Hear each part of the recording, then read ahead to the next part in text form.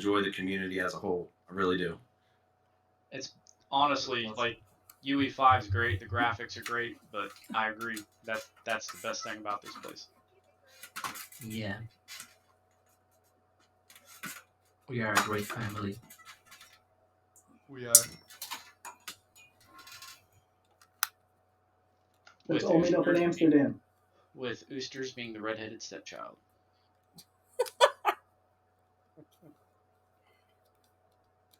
Oh man, Amsterdam will be fun.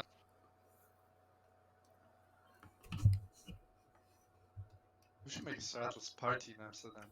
Like, Oh, for gotta sure. have a ship to enter the building. Oh, so we have to park our ships. We have to park our ships at the parking lot of the town hall, and that's how you get in. Because the town hall is in space, you can't walk to it. Yes. That would be fun. Yeah, when we get outside the showroom, that definitely needs to be a thing. Can we have a red carpet? For sure. If you have 2 for feist only. Not biased at all. Not biased at all, no.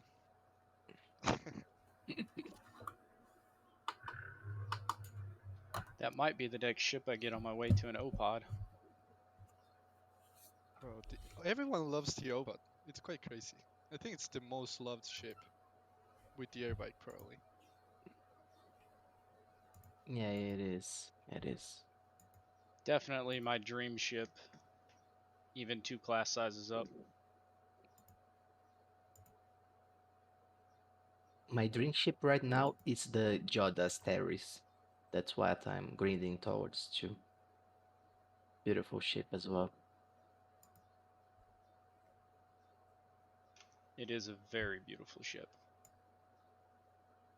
I love the Guardian. I think the Guardian is just beautiful. It even The has a Calico Guardian. theater. It has a theater, bro. I mean, if we're Yeah. going for the most beautiful ship, I'd have to go with the Compact Hero. That thing is slick. I'm a little biased on the Guardian myself. Yeah, of course. No, the Guardian is beautiful. The Compact Hero is cool as well. Yeah. Yeah, the Compact Hero was my first ship. Nice. My first ship. Yeah, it's beautiful as well. The Compact Hero. Really like the I design. think it's the multi-role function that kind of piques my interest on that, like the versatility of the ship.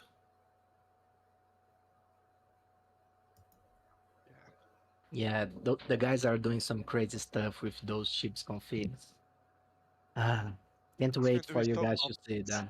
Are Yeah. they doing crazy things with the marketplace? Because this is the second time in 12 hours that nothing will load for me on the marketplace. It always tells me create an order. Maybe. I'm on to you. Gotcha.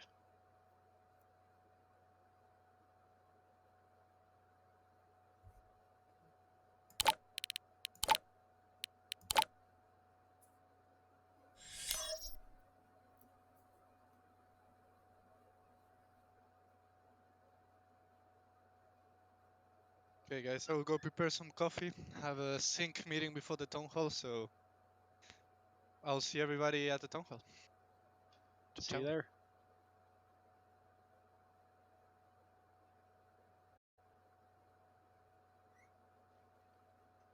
Craig's apparently muted his mic, but definitely is like sat on a button.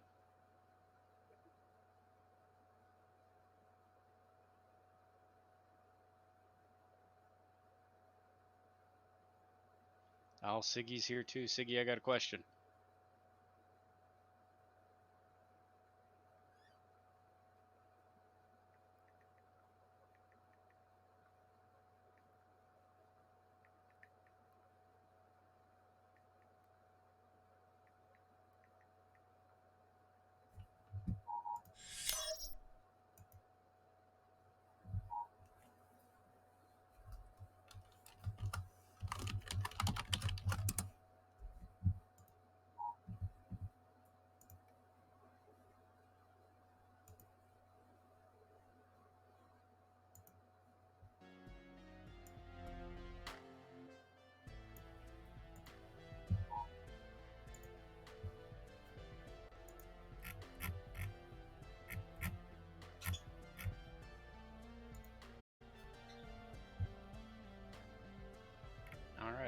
prepare for the town hall too. I'll see you guys later.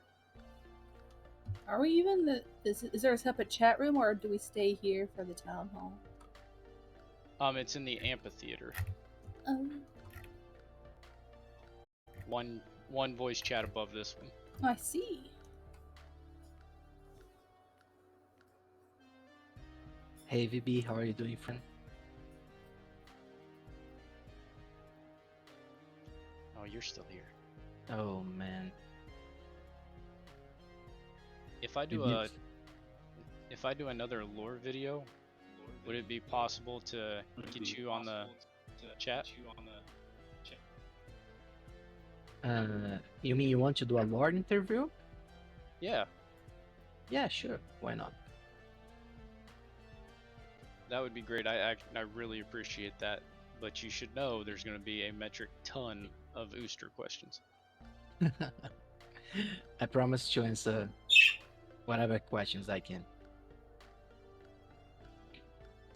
But I need to keep my job as well, so there's a fine equilibrium there that must be maintained. Definitely understandable. I think you guys do a really good job with the lore. I like seeing it being built from a generalized story, more and more detail being added. Yeah, that's the main way that we create lore. Like, we establish the very broad principles and axioms of every piece of content in the galaxy, and then we go working and adding more details, adding new logics and rules. Like the Sogmians, first we create the whole species moral logic, their philosophy, points of views, and etc. And then we go expanding, like we create the stories of each one of the noble houses, their leaders, how they work in terms of politics, how they engage with other species and within their own species, things like that. It's really fun activity to do. And I've noticed that you guys kind of are slowly moving towards who killed the Oni leader, or at least hinting at it.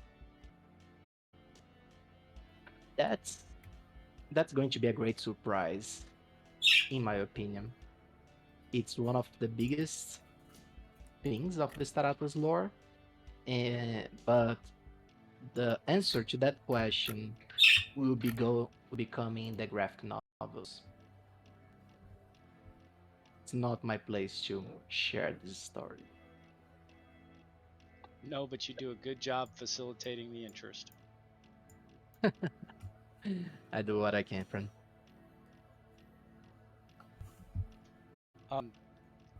When you do the Atlas brew, you guys kind of, I don't know if the team actually sits in, but I know you guys take notes.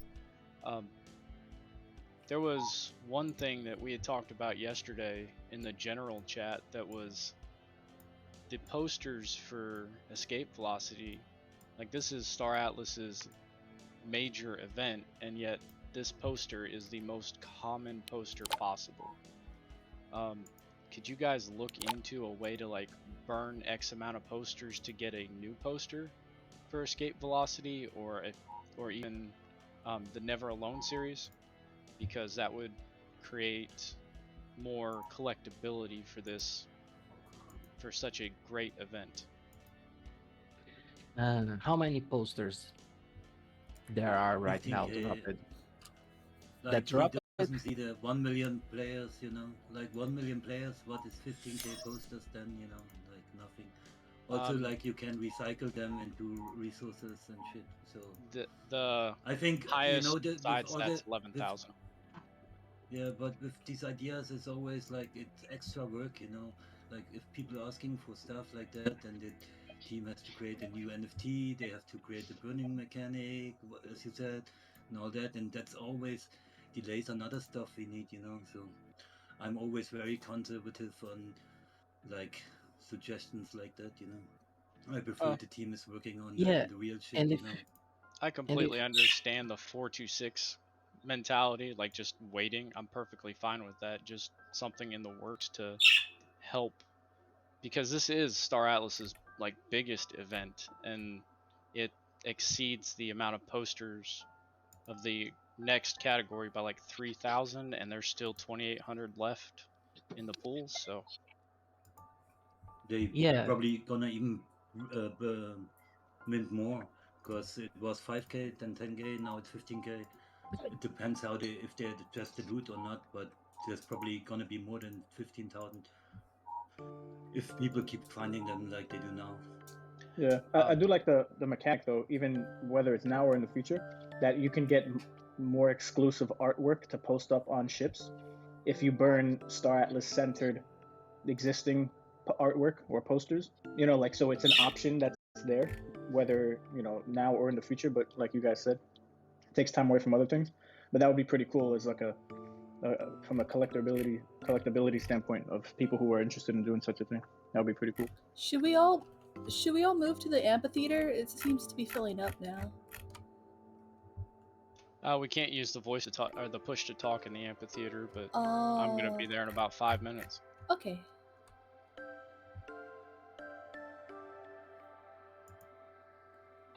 Someone had a question for me? Who are you?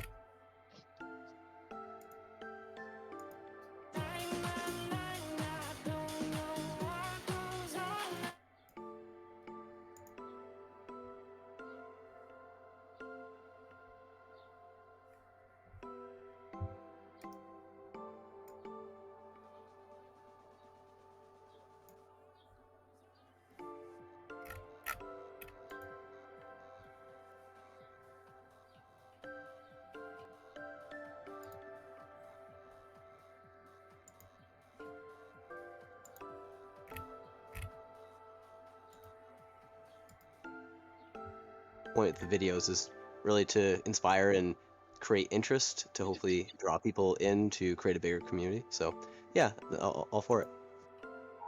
All right, you'll definitely get your due credit, and I appreciate it. But they really inspire me, so.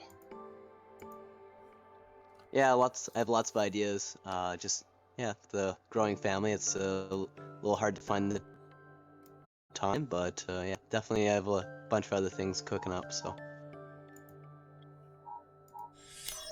Yeah, I felt sorry for the German guy. Like, he came here like a few days ago, the Harry guy, and then he has this big guild in the Star Citizen, and then he tried to bring them over here, and they all rioted, and now he created his own guild with like 3 people.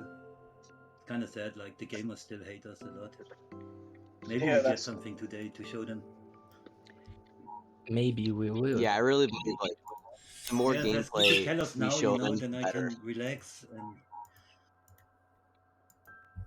like do something. You're feeling hopeful, Vivi. That's rare. I like it.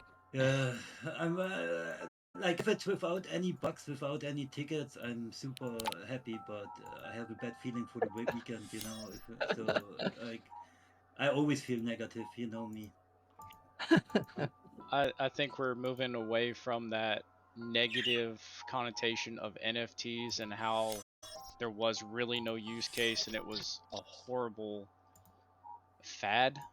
And we're still, like, as a community, moving away from that. So it's going to take the rest of the world a little bit of time to catch on that, hey, this is the future and this is actually really beneficial to gamers in general, not just people who want to make money. Yeah, we still a long shot from that.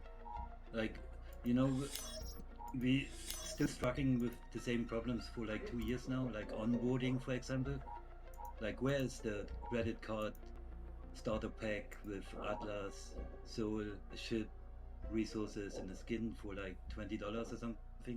You know, that alone is like, if I go to my friends right now in the gamer Discord and I tell them start with the Atlas, they fucking need 1 week before they get a Soul wallet, you know, because they have to do like some exchange with verification and then transfer money, exchange it, and there's like 20,000 mistakes they can do before they end up here, you know. Yeah, so we need something on the side where you check in, you buy your ship, you get everything, your wallet in one step, you know, with a credit card or PayPal or whatever, and then I agree with we that. can Like, If anyone's it's- looked into this, the Sega phone, like I just I'm speaking on right now, they give you like a starter pack, and so with the Genesis token, when you purchased a pre-order phone, you first got you put a deposit down, that was an NFT, then you could use it to purchase your phone on the day that it launched, and then after, because you have that NFT, you could mint a separate token, which is called the Genesis token, and that token then allows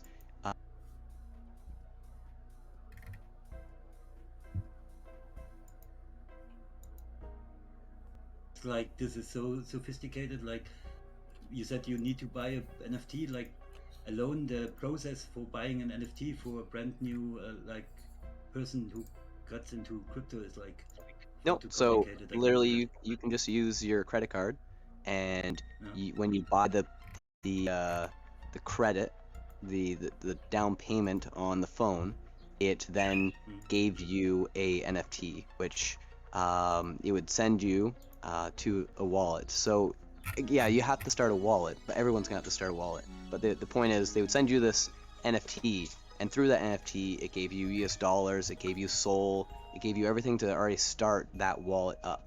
So you don't have to like onboard through an exchange to load dollars, to load Sol, to start doing transactions. I That's can cool. literally take that US dollars and buy a ship right now because the Sol is already in my wallet. I can already do a transaction. I already have dollars in there. So I think a DAC or That's nice. the guilds are going to be able to have starter packs like that to intrigue new players, or something like that. Maybe Star Atlas, but I could see more them wanting the guilds to do that and allow players just to easily jump in, other than just starting a wallet, which is also getting easier. Yeah, and I think that'll really break that barrier. Yeah, my problem with this is getting easier. That's what they're telling me for 1.5 years. You know, like Solana Pay, everything will be easy, but I don't see that shit. Like I don't know, you know. And I like if it's with the new now, but I don't have the phone. So it's really hard. If you Google, for example, like how to get Solana without an exchange or something, like it's impossible. I think. Right? Yeah, that's why How do that's why you- like this phone is super cool, and like I could see that with like you But buying that's a also ship. like that's so small. Like how many people phones they sold? Like 1,000, 5,000, and that's all the geeks from Solana who own this phone. You know, it's I think not they're over 10, like mass close to 10,000 compatibility. now. Yeah, but that somebody, not a normal person, would buy that phone. You know, the only Solana geeks buy that phone. You know, so Yeah, I I don't definitely see a get mass what he's adoption. saying. Someone in the U.S., I can't remember who, but they were like, "Look, this can't be accepted until your 82-year-old grandma can do this." Exactly. And Exactly. That's the issue. Like, he makes a very good point, and unfortunately, it seems like we get told all the time it's getting easier, but it's not getting there. And I know that's going to take some time, but I do get what he's saying, is that people need to work on this kind of thing, whether it's guilds, Star Atlas, Solana themselves, just it needs to happen. Here's an example of an idea that would be you interesting. know, you download. So Imagine somebody downloading the Epic, the games launcher, and then installing the game, and then he gets the wallet. Okay, here's the dummy shop, and then he's thinking, oh, how do I get a ship now? You know, and then he has to research all that stuff, like create a wallet, go to an exchange, transfer money. It takes them probably like 2 or 3 days before they even have their first own ship. You know. So like It's, this is just an idea, but like make a physical purchase, a starter pack. So maybe you would buy a shirt that would then you could pay with a credit card, and buying that shirt, maybe it's $60 or $80.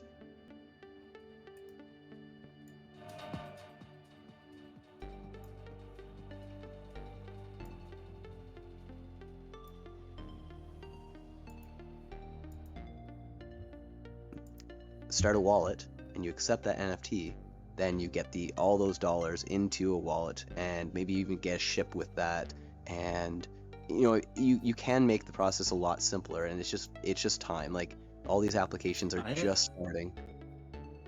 I thought like the best would be like if you go to the Star Atlas website and you create an account, it creates a wallet for you. That would be like, you know, like as soon as you like create an account on Star Atlas, you go to the website, create an account, and it creates a wallet, and then you can fill it up like with the starter pack or whatever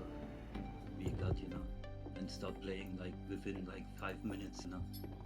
And then later, if the people like get into the crypto shit, then figure out like how to export their wallet into a Phantom wallet or something or whatever.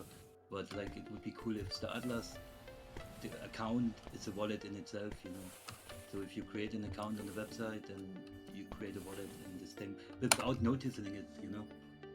You just have the account, it creates the wallet automatic, and then you fill it up with your credit card or PayPal or whatever. I don't think the wallet's actually the hard thing. I think it's not the wallet starting up the wallet. It's actually getting the money into the wallet. And so that's why I'm saying, like, already when you log into Star Atlas, it then pops up like, you know, a different wallet, and you get to pick one. And maybe, I'm not sure if it does, or it should prompt you to maybe create that wallet, and that would be fine. It would send you to another company's wallet, because like creating a wallet is not easy. Star Atlas doesn't have the manpower or the resources. Yeah, but you pop up now and you go to the website, and then it shows you 7 different wallets, and then they start thinking, oh, which wallet should I use? Random, backpack, Dual Flare, blah blah blah, and that's already so too much for a gamer, you know. Like he has to research the wallet. Okay, I need a Phantom wallet now. Alright, install the Phantom wallet. And the other thing is, it opens up so much room for the fucking scammers, you know, like it's crazy. Yeah, I just feel like it's time. Like at my work here, I would say there's probably I don't know, maybe 30%, 20 to 30% of the people already have crypto wallets. So out of, you know, 80 people in the room. So like Really? that's fairly good, and they're all around the age that probably most people in this call are, like 20, 30s. And it's just time. It just takes time for new applications to make people intrigued enough to actually go try it.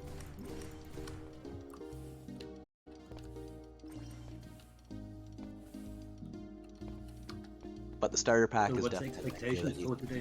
What we get today? You wouldn't tell us. We get updates on Sage today. What do you think?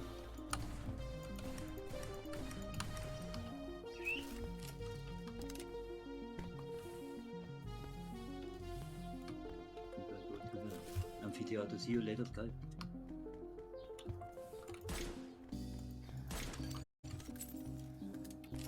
I think it's the R2.1 release announcement, and then they'll probably update on other projects as well, how they're coming along.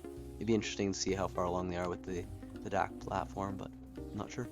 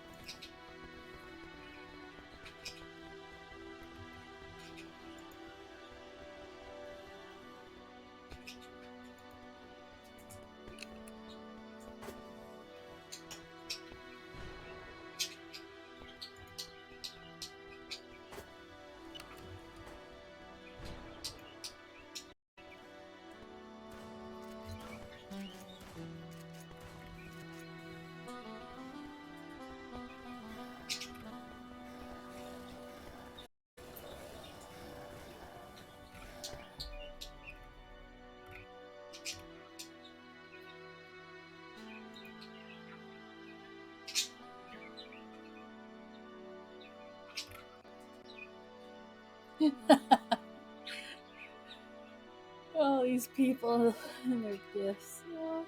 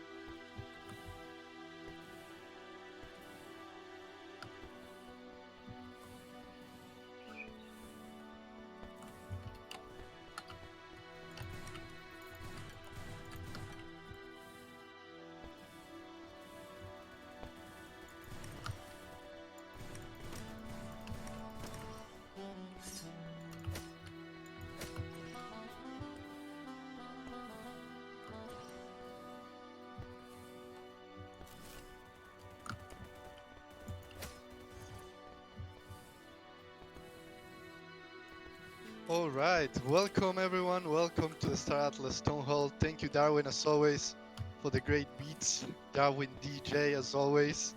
W's in the chat, please, for Darwin DJ, guys. I think Darwin deserves some W's in the chat. Some sick music played there. And today we have the Star Atlas Townhall number 39. It's going to be, as always, action-packed.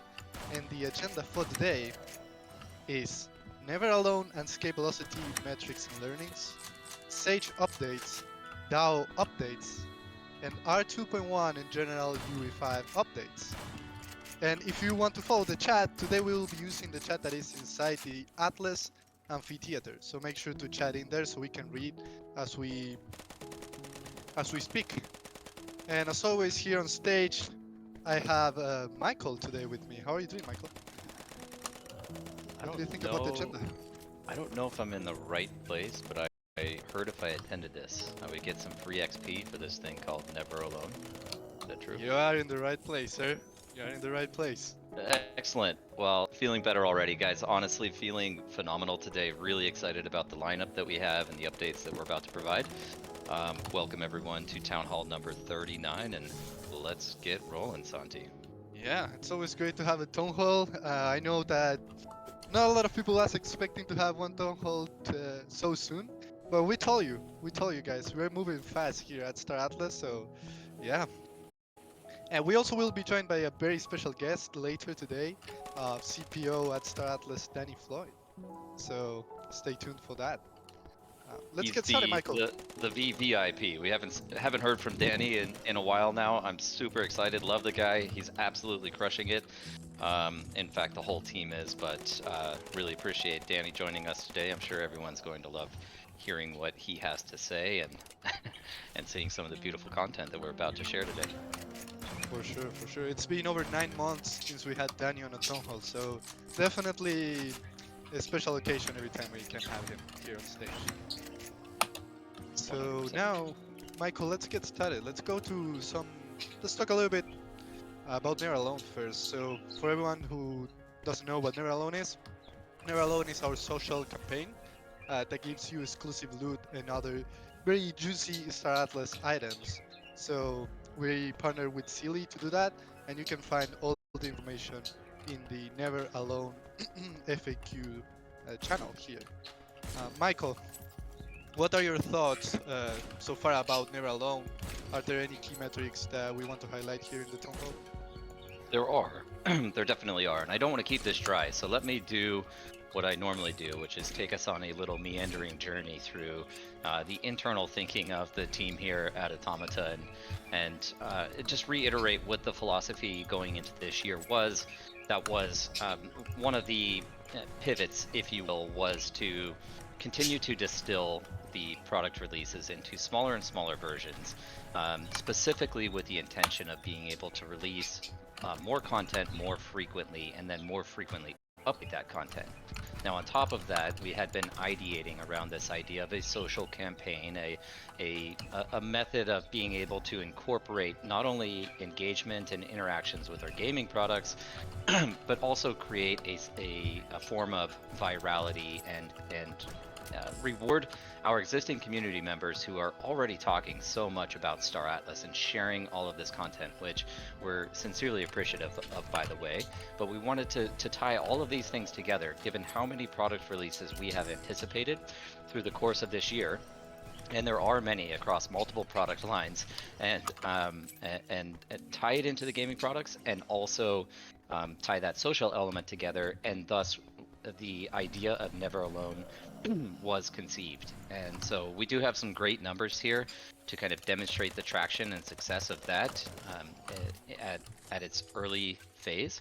And Santi, I'll be happy to get into those, but overall I would just say that we are pleasantly surprised with the performance of both Escape Velocity and Never Alone, given we knew that these were well, we knew that Escape Velocity specifically was a fairly minor or limited feature set, I would say, although incredibly powerful from the technology innovation lens and what we were able to do with this Cartesian coordinate system and movement action fully on chain. I won't go down the rabbit hole of why that philosophy, why on-chain development, and why that philosophy is so important to us internally right now, but nevertheless, suffice to say, we think that both of these have been a phenomenal success out of the gate, and we're very much looking forward to where Never Alone goes throughout the course of the year.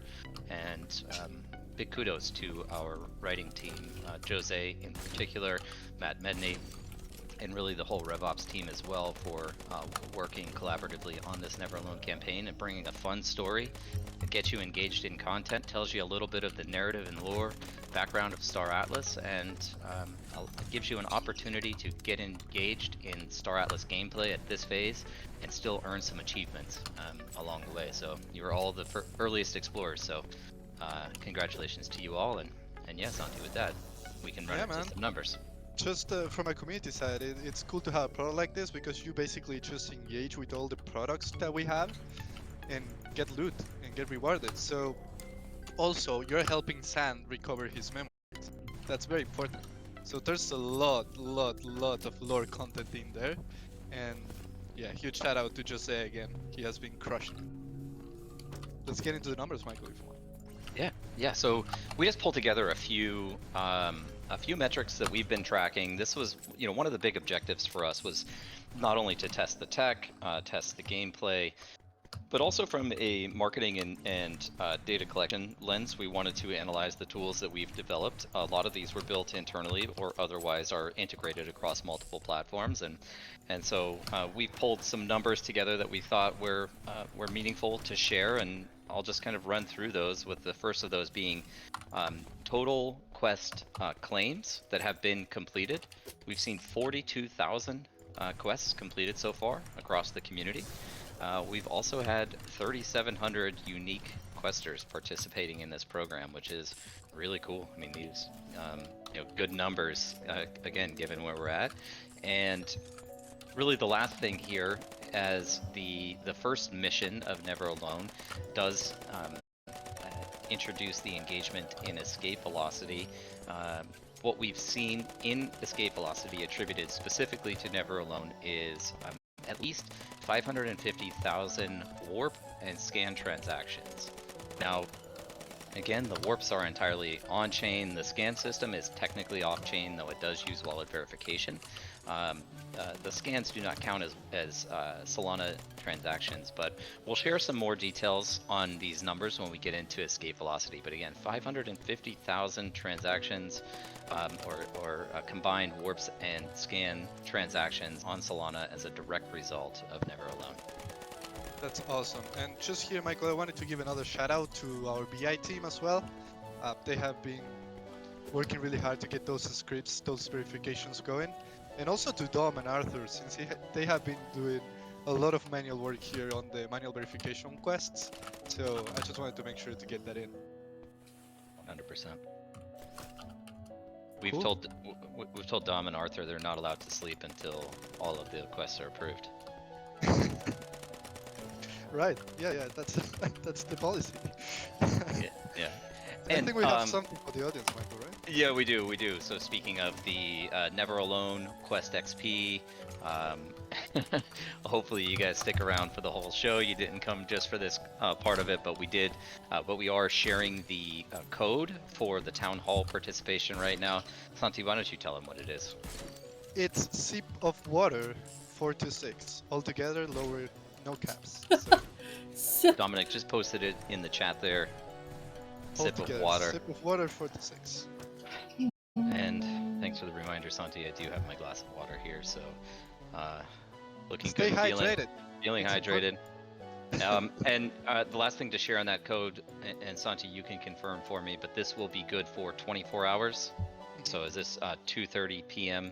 Eastern time tomorrow is when the code will no longer work? Is that right? Yeah, you have 24 hours to get that in on Sealy. Correct. Perfect. After that, it's gone. It's a time limited quest. So after that, it's not possible to get that in. So make sure to get the XP now. Cool. Anything else here on Never Alone, Michael, that you want to cover? Nope, that's all we'll cover for now. A lot more coming throughout the course of the year. For anyone that is new, there is going to be a 4-mission game system that is going to take place over the remainder of the year, concluding in December. So stick around with us. There is loot associated with each of the missions. There's a collective loot, kind of an exotic system if you combine the memories towards the end of the year, and there's also a DAC competition. If you're not a member of a DAC, I'm sure there's a lot out here in attendance today that are actively recruiting and very passionate, diehard Star Atlas enthusiasts, and you can probably find a nice home here and a nice community that aligns with your personal thinking and gameplay style. So I'll close there, and I think we can move on to escape velocity here. Totally, let's do it. Just before, Michael, again, I wanted to clarify that we are using, to follow the chat, if you want to type, we are using the chat that is in the Atlas Amphitheater. We are not using the one that is called Townhall. We use the one that it's here in the Atlas Amphitheater. So you join the amphitheater, at the top right, you will see the chat. So make sure to get that, to be there. So now, yeah, Michael, let's move to escape velocity. I think everyone knows that we released the Star Atlas Golden Era movement test called escape velocity. So yeah, Michael, any comments before we hop to the stats? Just one thing really quickly, just because I saw a question in the amphitheater chat. Dom, maybe we can post a link to the Never Alone campaign page and the Zeely active quest page for people in case they're not familiar or don't know how to find it yet. So we'll do that. Back to escape velocity. I guess I just want to reiterate, and I kind of mentioned this in the opening comment, but escape velocity for us is not we don't envision this as a gaming product per se. This was really a tech demo and test environment for us. It was an opportunity to stress test one of our on-chain systems, and that was movement. Elaborating a bit more, again, in case there's anyone new in the audience that isn't very familiar with Star Atlas, our ethos is to build as much of the game logic on Solana as possible, which essentially uses Solana as our backend game engine. This does have enormous long-term benefits in the ability for people to compose their own applications, their dApps, their products, their services, companies that integrate seamlessly and permissionlessly into our gaming ecosystem itself. Star Atlas, while it's this phenomenal gaming concept, is also bigger than that. It is a gaming platform, and our vision is to create a world where people can develop out all of their own products and build within the universe of Star Atlas as seamlessly as possible. So coming in the future in Escape Velocity, we also have things like your player profile, your character progression, the inventory management systems, combat systems, resource extraction, crafting systems. These are all being executed directly on chain, and this is absolutely pioneering work that the team is doing. We're really excited about getting these online. all of that said, Escape Velocity, we did turn this into a bit of a gamified experience in that people are able to move around this map by processing Solana transactions, scan the sectors that they are currently present in, and have the opportunity to discover loot from across the board. And this was developed kind of as a scavenger hunt of sorts, but no cost to the player. Just come in and try it out, and get an opportunity to find some Star Atlas loot that you can use in our upcoming releases. Yeah, and for it being just a test, as you said, Michael, we had quite incredible results, honestly. Like, people seem to be very engaged with the product, even if it's literally the first thing we ever launched of our on-chain logic. Exactly. I'm going to jump into some of the numbers here behind it just to fortify your statement there, which is that this has been very successful for us beyond our expectations. But I guess quickly just to note that this has created tangential benefits for us, specifically within the Solana ecosystem. I don't know if we kicked this off, maybe you do, Santi, but we started using the only possible on Solana phrase around the time we launched Escape Velocity, and I've seen that used quite a bit in the ecosystem. But I've had personal outreach from a number of projects within the ecosystem itself looking to do something with us. A lot of support from the Solana Foundation and the Solana Labs team themselves, and so it just feels good. It feels good to get their support and to hear their excitement about what we're building, and it reinforces that this approach we're taking on chain gaming has real potential. Yeah, and I don't know if we started that trend, Michael, but I think we are clearly one of the best examples of only possible on Solana. I mean, in real-time movement on chain, only possible on Solana. Yeah, and let me just, I'll jump right into the numbers now, Santi, just again to demonstrate that. So top line metrics that we're looking at is how many transactions have been processed as a result of Escape Velocity to date, which launched 1 month ago, actually, exactly, April 26th. And there were over 20 million successful transactions on Solana. That is an absolutely huge number for 1 month. This came from 7,500 unique wallets connected.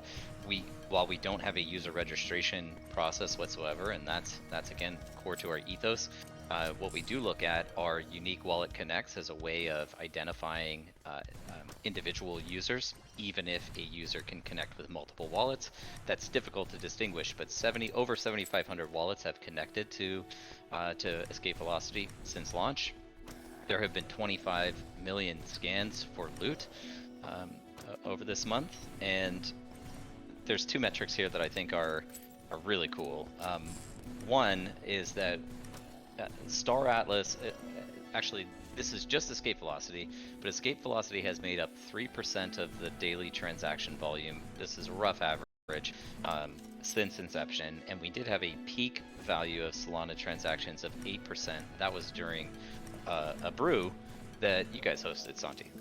Yeah, man, it was incredible. I think that was totally kudos to the community, because that was a coordinated effort between the community members, guilds, coordination. It was awesome. And during that period, we basically said, okay guys, let's everyone go to the bottom left of the map. And we all started moving at the same time.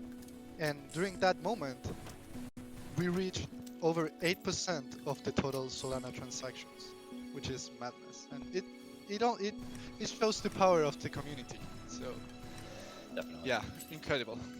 And while I do fully anticipate some changes to the structure of movement, partially informed by this movement test itself, I again will just say this is one program of probably 8 different programs that we have coming online, and that's in addition to the myriad of programs that we're running for our marketplace, which we built from the ground up, the DAO itself, faction fleet, faction claims. I think we'll have 12 to 15 programs running on Solana by the end of the year, and I fully anticipate that our consumption of transaction volume of the network is only going to increase. And I don't know if I'm going out of order here, Santi, but I'm actively reading the chat as we go here. And I am notorious for leaking. Stay tuned for an announcement next week about an upcoming Surge event. So if you guys aren't aware of the Surge events, the Econ team does some great work at modifying the probability tables to improve your chances of finding a variety of higher end loot, and we do have something coming next week for that. Yeah. So, and then let me just close here with some social media stats and metrics that we've been tracking. I would say this is it's difficult to attribute this specifically to escape velocity. I think a combination of escape velocity, Never Alone, and some of the other announcements that we've made. But just say since the middle part, end of April, we've seen a 3x increase in our growth rate. And this is measured as unique daily connected wallets to the ecosystem. So we're seeing new people come into the ecosystem, which is great. One of our objectives this year, and why I think it's very beneficial that we've been having this positive impact on Solana, is that we can target specifically, continue to target the what I would call crypto native, or at least crypto familiar user, and specifically the Solana user. Now, one of the metrics that was shared with me previously from our BI team is that of all of the wallets on Solana, only 1% of those hold a Star Atlas asset. And so to me, what that demonstrates is not a failure. That demonstrates an opportunity to reach a significantly bigger audience within this rapidly growing ecosystem that is Solana. So before we even talk about going to get Ethereum users or getting other protocol users or even getting the traditional gamer, which I know a lot of you are, and what we're building in this AAA game is what attracts you to this. But we also know that there's a huge opportunity in front of us directly in Solana, and we are spending a lot of our time this year collaborating with them directly to further our exposure to that audience. So it's great that we've seen the 3x increase there. Our average daily mentions across social media have 7x'd, 7 times increase. Our social engagement score and sentiment score is at a 17-month high. This I find somewhat surprising. So this goes all the way back to the beginning of 2022. We're actually at the highest scores we've been. And the last note here is that April 2023 mentions were the highest we've seen since January of 2022. So I big credit again to the team, big credit to all of you out there in the community who are proactively engaged in this, supporting us and helping spread the message and vision of Star Atlas. Yeah, man. Social score at the 17-month high is actually quite wild. It's quite wild. And I wanted to give a special mention here to Clara from our social media team. We know there's a lot to communicate about Star Atlas, a lot of products that we have, a lot of launches. So some W's in the chat for Clara. I don't even know how she keeps track of everything. So some W's in the chat for Clara, please. Clara's doing a phenomenal job, and she did transition her role into director of social production, so congrats on that. That was a couple of months ago, but yeah, she's doing great work. Love to see the W's in the chat. That's awesome. Cool. Michael, I have a follow-up to all this. So let's move from stats and let's get a little bit more into product. So what did we learn from this launch that can directly impact future development for Sage? I think, so what we'll do here, Santi, is just focus a little bit on the engineering. Again, this was comprehensively valuable for us on economics, on the tech, on the gameplay, on data collection itself, and informing our decisions moving forward. But specifically on the engineering side, we were able to get a really great sense of what the scalability of the system looks like, so how many users our systems are capable of handling. And in fact, I already know there have been a number of improvements on the infrastructure side, ensuring greater stability. I think for those of you that have been participating since the beginning, we know that there was some downtime, there were some server resets. We discovered a memory leak issue that wasn't a security risk, but did lead to instability in the function of escape velocity. That has since all been smoothed out. This is really, really important, guys, because While we don't intend for escape velocity to be here for a long time, these exact same systems and pieces of infrastructure are what Sage is going to be operating on, and what integrates directly into functionality with Star Atlas in Unreal Engine. So it's very critical that we get these systems right. Thank you again for joining us in the test and helping us stress test these systems out, because it's led to improvements that should lead to more enjoyable and stable gameplay in the future. You know, there's some other notes here from the engineering team. We managed to find several issues in our server systems that led to slowdowns. That's kind of what I was just referring to. A lot of those have been fixed now. I think just the simple fact that we were able to identify specifically what they are, even if those things aren't solved yet, is a big win. And we've also discovered some limitations with external services that we were using to power our system. So a lot of what we build is kind of the unfortunate reality. A lot of what we build has to be built entirely in-house as a custom solution, because nobody's done what we're doing before. To whatever extent possible, we do try to leverage those external services to help expedite the development process itself. But you can think of this as a highly complex machine here that needs to be orchestrated beautifully, and this testing process has allowed us to figure out where weak points were and improve on those. So overall, again, big win for us on this release. Hopefully people have enjoyed the content, and a lot more to come. Yeah, and again, we wouldn't be able to test all this and discover new things and improve on our tech if it wasn't for the Star Atlas community helping to test all this. So thank you, everyone. Just wanted to get that in as well. So yeah, Michael, I choose also another thing that I want to say is I know I'm giving a lot of shoutouts, but I also wanted to give a shout out to the builders who created programs that help track escape velocity, loot, and stats. So shout out to Skull and Bones, to Solon from the Unseen, to Coexist, and to Star Atlas Italia. Thank you guys for building products that help the community and help Star Atlas become a bigger ecosystem. So, and I'm sure I'm missing a lot of projects here and of products. So I apologize if we missed anyone. We really appreciate you. And anything else, Michael, before we continue moving? And that's not all, Santi. Just back on the Surge event, as I said, keep an eye out for the announcement coming from us. We have not one, but two next week. Two Surge events next week. So everyone get excited. Okay, there you have it. Michael has a new role at Star Atlas. He's the CLO, Chief League Officer, and he's officially assuming that role now. So congratulations, Michael. Live promotion. Is that a new role, or is that one that I've held since inception? I think you had it forever, man, but now we officialize it. Okay, got it. Cool.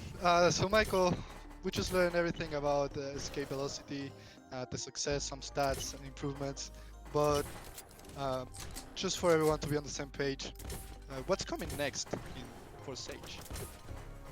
Right, so the next gameplay iterative release, or I guess a test environment, I should probably position it as, is an extraction and crafting loop. So you'll see some considerable improvement to the UI itself, but also the mechanics that you're engaged in. I know there is a question out there in the community about whether or not this is going to be using real assets, and I just want to reassure everyone that yes, this next version of Sage will be using the fleet management program, and so your ships that you own are going to be usable in Sage, and in fact that will be the only way to access the resource extraction and crafting gameplay loop that's coming next. This is also really exciting for the econ team, for me in particular, seeing the continuous evolution of the economics in game, and the ability now very soon for users to start actively engaging in the crafting system that leads to things like R4, as well as other resources that can be refined. Also would note here, we are tying this together with a separate loot table, so there will be ways to earn loot from the next version coming out from Sage as well, and that loot table has largely been crafted, but it's going to function different from Escape Velocity. I guess I would say this, I probably shouldn't, but I would say that it's going to be more difficult. It's going to be more involved to earn loot in the next version, so maybe take advantage of Escape Velocity while it's around. But because it doesn't get too much easier than clicking a scan function and getting yourself a nice ship. But I think it's going to be a lot more fun because it just pulls a lot more of the real gaming dynamics into what Sage is ultimately going to become. And yeah, I'm really excited about sharing some of the UI content. I don't think we're doing any of that today, are we, Santi? For Sage, you said? Yes. Putting you on the spot. We don't have any content for Sage. No Okay. visuals today. Thank you for Okay. putting me on the spot, though. I appreciate it. Well, I've seen it and it looks amazing and really excited about getting it out. You guys will all be seeing it soon. I guess one of the biggest lifts for us right now on the Sage side is making sure we get the end-to-end communication layer working. For people that have been around, you've heard us talk about systems like Fuzzy Lemur, like Starcom. That's the middleware MMO game server layer. It connects the blockchain to our front ends. So making sure that those systems are all functioning seamlessly, they're performant, and we're able to manage scale of users in game is very important. I should have asked Mo about this beforehand, but I imagine in the next release you're also going to see other players on the map. So in Escape Velocity, you only see your ships, although you can see based on the heat map where other ships are, as well as the visual indicator in the bottom right of one of those sectors. But I believe you'll be able to see everyone's ships in this next version of Sage as well. One quick, two quick points here actually. So one is that this is not a mining loop as we define it. This is not mining and crafting. This won't be using your claim stakes. We still have faction claims for that. In terms of leaks, we have a little change coming to that's going to be proposed as well. I won't share too much more, but keep your eyes out and your ears open for an announcement from us very soon about some changes to the R4 economy. But it doesn't use claim stakes. You'll still be using faction claims to produce R4. What this modal of gameplay is what we call extraction and crafting. Excuse me. And so ships are, you're consuming ammunition to destroy asteroids, and you're harvesting the materials from those asteroids. And then you'll be taking those materials using crafting tables and through that process, creating these refined materials, which again compound into your ability to do things like earn loot through participation. I kind of combined those two things into one, but not using claim stakes, and that this is an extraction and crafting loop. Cool. I will let you get the sip of water and tell everyone that the code for Silly is sip of water 426, guys. So if you want to claim the XP, sip of water 426 is the code. Anything else, Michael, here on Sage? I am furiously looking like Furiosa's image there, which is the raccoon guzzling that pint of water. Oh man, cool man. Anything else on Sage before we continue? That's it on Sage. We do have some exciting updates on the DAO here as well, and then really the highlight of the show, I think, as great as all of these updates are, highlight of the show coming after that. So should we jump into some DAO content? Let's do it, Michael, for sure. Okay. And I do think we have an image here to share on the DAO. Is that right? Yeah, let's put Dom on the spot. Let's see if he's look at that, fast. Nice. Beautiful. Thank you, Dom. So what we're sharing here is a bit of the upcoming roadmap for how the DAO is going to operate, decentralized autonomous organization. This is the voice, the governance, the power to the people of Star Atlas. This is highly anticipated. People have been waiting for full DAO proposal and voting functionality to come online. We obviously have the Polis locker there, the Atlas locker there, both with their individual economic benefits, whether that's through earning tokens through participation or discounts on marketplaces, things of that nature. But very excited to confirm that the DAO is the very next release after our upcoming release. So coming soon, PM. But what I do want to clarify here, and we've said this in the past, but I just want to reinforce this again. The first version of the DAO will be PIP 1, that's the Polis Improvement Proposal. PIP 1 will be coming from the Automata team. We'll be submitting that directly to the DAO. And through that process, that is where we engage in discourse, conversation, debate, and this outlines the framework of how this decentralized governance system will operate going into the future. It ratifies things like the Star Atlas Foundation as the legal jurisdictional representation acting on behalf of DAO participants or Polis stakeholders. It also introduces the Star Atlas Constitution and again the framework for how things should operate. Now what we believe is that this conversation is going to take some time. This is effectively the Declaration of Independence, and we need to bring everyone together to get into consensus, to get into alignment on how we want this new form of governance to operate. And so through what users will be able to do is submit public comments. They'll be able to respond to the proposal itself. There will be live debate sessions, and then ultimately, not right away, but going into the future as it goes through this process of approval and ratification, the on-chain voting mechanism will come online, and it will be based on your PVP. Your Polis voting power will determine your weight in the vote on what gets approved, what doesn't get approved, and how this thing operates in the future. After all of that, once we get through the initial PIP or PIPs, if there are subcomponents to this, then the function of user submitted proposals will come online. So just want to state this emphatically. You will not be able to submit your own proposal at inception. It is us submitting the proposal on behalf of the DAO to open the discussion. User generated proposals will come in the future. So I guess that's it on the DAO, but it is coming soon. Again, you guys know we're not sharing dates right at the moment, but it is the very next release following, and I don't want to spoil anything, but following the conversation today.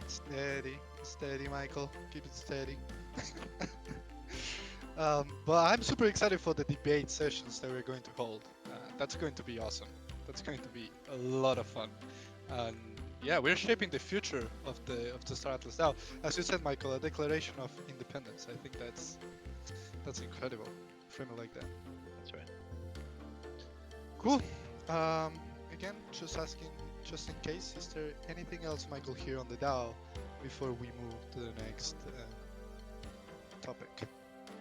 Just a big thank you to the team over there as well. BCM, Mark Jackson, Jeff Wagner, Nick Lopez. I'm sorry if I'm missing anyone, but team's been doing incredible work. I'm extremely excited about the progress that they've been making, and yeah, great work to the DAO team. I know this is really a critical piece of infrastructure for the way that this ecosystem will operate, not only in the near future, but in the perpetual future that we envision here behind Star Atlas. So thanks again to that team, and yeah, without further ado, Santi, I think we move along in the agenda.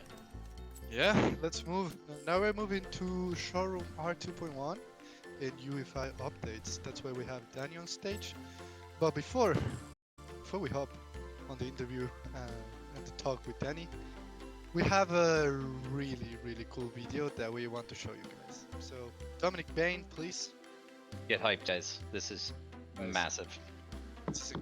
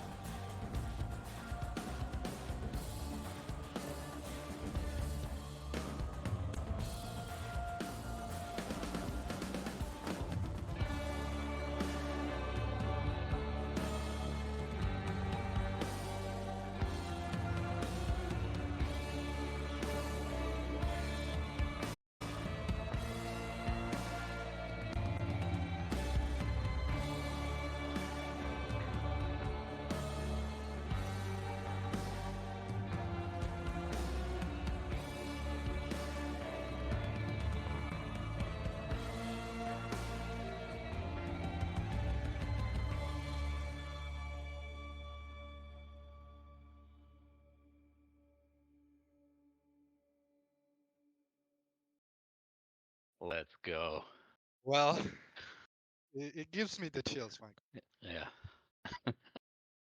Before Danny starts, just a big thank you to James and the Bird Paint team as well for producing that. That one came in hot in the last minute, but man, was it worth it. Yeah, I'm going rogue and unmuting. I actually almost cried when I first saw this video. So Absolute chills. Absolute chills. It's incredible, the quality. And that was the Pierce X6, guys. Insane. Like, Yeah. insane. So I think that's the perfect way to welcome our CPO, Chief Product Officer, Danny Floyd, to stage. How are you doing, Danny? Hey, thanks, Sanji. Yeah, man, I'm still taken aback too, because like Mike said, we just got that video in like just before this town hall, so I'm kind of still in awe how cool it looks. It's incredible, Danny. It's incredible. Any comments you want to make? That's in game, right? Oh yeah, that's totally in game. I forget about that question because almost everything we've shown in like feels like the past year has been all in game. So it's like, yeah, that's what we show these days. Is it's all totally in game. That's what it looks like. Pretty awesome. What's so impressive is this is like setting a new industry standard as far as quality for like spaceships in game. I don't know if anyone caught the Unreal Engine 5.2 stuff where they showed the Rivians, like how they built that Rivian truck. It's like 70 million polys, right? It's like, oh, we're doing that for spaceships, which is even cooler. But I mean, yeah, it's the new kind of industry standard, and Unreal Engine 5 gives us the tools to do that. And like Mike said, yeah, shout out to Vert Paint. They put a lot of work into this ship. It's been kind of like our ship to push the fidelity as far as we possibly can, using every single trick that we possibly can out of this engine. And it shows. I mean, I don't even have to talk about it, just watch the video. It's amazing. Yeah, amazing. Thank you for sharing the video, Danny, for giving us the chance to share it here in the town hall. And guys in the audience, if you want to check it out again, it's on Twitter now. So make sure, I just posted the link in the Atlas Amphitheater chat. Make sure to go give it some love, some retweets. It's crazy. So I just posted the link in case you want to see that again. But yeah, Danny, I'm happy to have you on stage. I think I said this like 10 times, but it's good to have you. It's yeah. Santi, can I interrupt just really quickly? Please go for it. I never ask this, but the Star Atlas Twitter just posted this video too.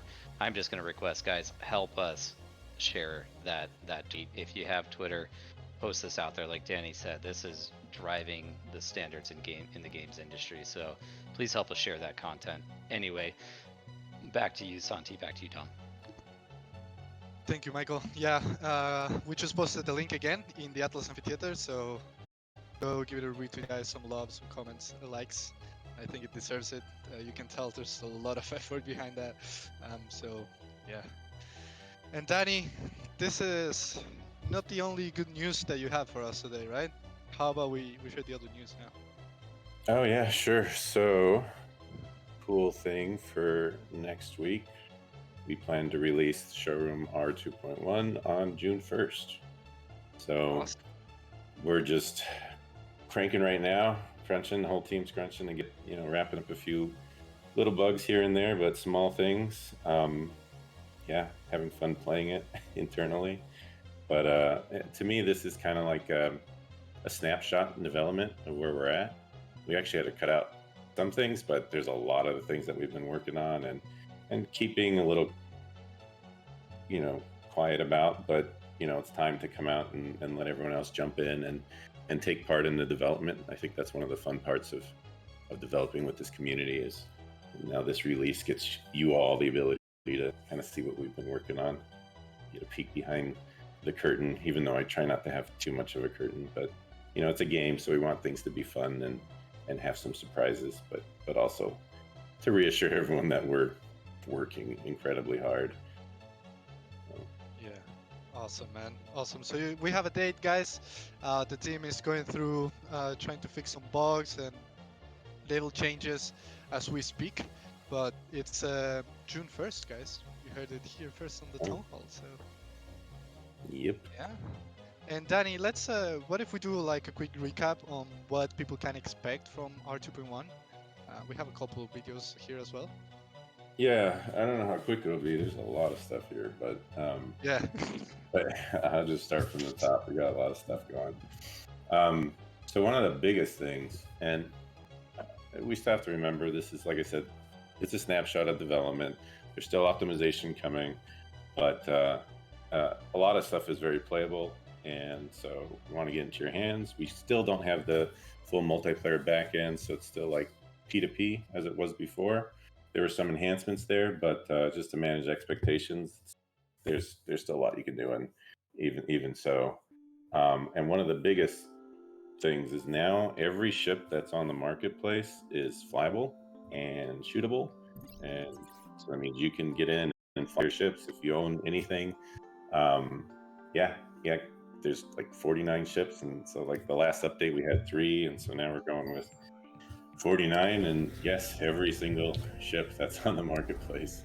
So as I said, like some of this stuff is work in progress. You can see like the clay material on the Envoy, for example. Yeah, hop in. There's a brand new HUD, as you can see. I don't know if you're shooting in this video, but yeah, you can see your loadout there in the bottom left, the weapons that you've got on board this default configuration. And yeah, it's feeling good. It's looking awesome. We totally reworked the physics of flight. Oh, we saw some jetpacking too. We spoiled the jetpack already. You got some, yeah, the flight is totally changed. We refined a lot of the cameras. There's still tiny little things you all notice, but we want to get it out. We don't want to like hold back every single thing. So happy to help, or have your help in getting feedback on all the little things that will make things fun. And there's one more thing I want to say about that, but that's right. We can move on to the next one. Yeah, Danny, just a quick recap here. You said 49 ships flyable, right? Yeah, that means everything. If you're asking about individual ships, it's a yes. There will be 3 very big ones that probably won't be flyable because nobody owns them, but they are technically flyable if someone were to purchase it. Yeah. And Danny, what we saw there. Are we accepting offers for Titans right now? Is that what you're implying? I'm just saying, it's playable in game now. So wait. So the Titans are playable in game right now. Yeah. If someone owned one. Yeah, I was just flying the Super Phoenix yesterday, and it's just encompassing the entire show. It was hilarious. The C11 is yes. I've seen that question a few times. And it's a beast. Tank ship is a beast too. Like, crazy. But I don't want to spoil too much. Yeah, and the video we saw is the Amway. We were flying the Amway. And just to clarify again, like some of them are in clay state, right? Not fully ready, but fully flyable. Several of them that have like more final looking materials and textures. You saw like the X6. So there's several of those that look almost final. And the rest, this is something I was going to get into later, but we laying the groundwork for ships and their flight models. And so once we had that to a certain point, now we can just quickly add in all the ships, and every ship has got block out models, and that's how we did some of the concepts and stuff. So we can bring those in. They're not optimized, but switching them on to Nanite, even though they're like 10 million polys, it's not the cleanest geometry. We can still use that model as a placeholder, and people can actually fly their ships and shoot each other. Actually, awesome. And just for the community, we keep giving shout outs, but people in the team deserve it. So I wanted to give a huge shout out to Chip and the team. So if we can get some W's in the chat for Chip, they have been working really hard to get these ships to be flyable for everyone. So some W's, guys, for Chip and the team. It's been massive progress. Chip won't even play Destiny with me over the weekend because he's too busy working on the game. And by the way, I just want to comment. It's not that he's forced to. He's like, no, I'm having too much fun working on the game right now, so I'm just gonna spend time on my weekend doing that. Yeah, That's dude, awesome. it's a blast. Yeah, putting in this much effort, and we're at the point now where you put in a little effort and you see this big win in game. It's totally rewarding to keep adding to the project. Yeah. So yeah, and the next point, like you said, you already kind of blew it in the first video, but jetpacks are in the base tier of just jetpack. So it's just a foot thruster, you can see. And there's still a little placeholder VFX, but you can see the blends in between the motions, really refined now, and it's feeling great. It's very responsive. Yeah, I can't wait for you guys to play it. Actually, it totally changes the feel of the showroom. It adds a new dimension. It adds like better pacing. Here's another fun moment. I'll let the video play.